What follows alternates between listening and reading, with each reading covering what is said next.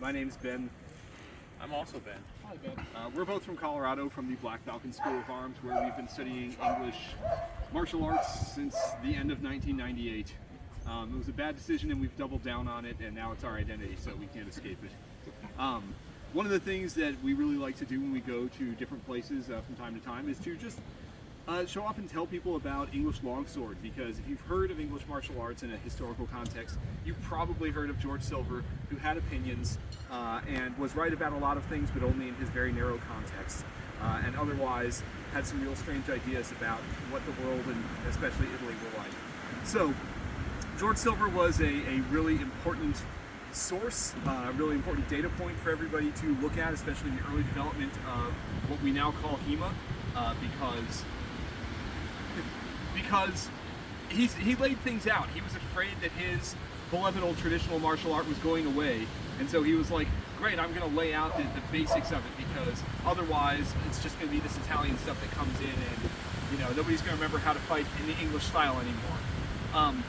The interesting thing about it is that the stuff that he describes as like ancient, you can see sort of the foreshadowing of in stuff that predates him. It's not exactly a one-to-one analog, but there's some foreshadowing in there, which is really interesting. These sources that sort of serve as our primary focus in our school are all pre-Elizabethan.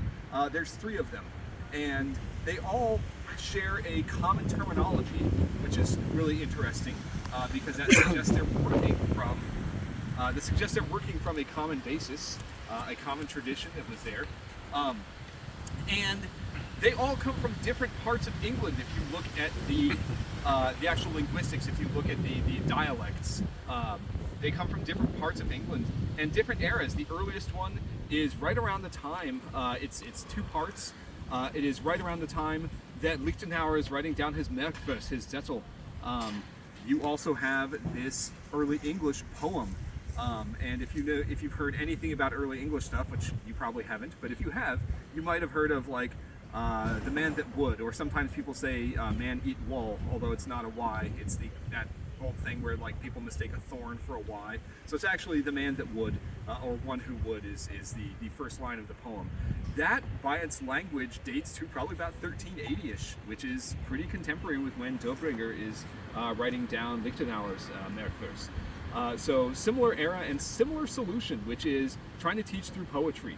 And it is almost exactly as helpful as if you try to learn learn Lichtenauer's art just through his Merkvers, right? It took a Sigmund Ringek to come along, and all the other people who said that they were part of the Society of Lichtenauer, to clarify what that poem meant.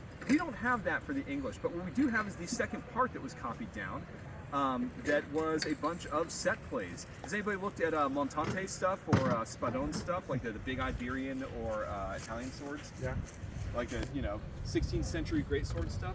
They teach everything by set play, right? They say, great, you're going to stand here and you're going to do, you're going to do a mandrito from the right, a revés from the left.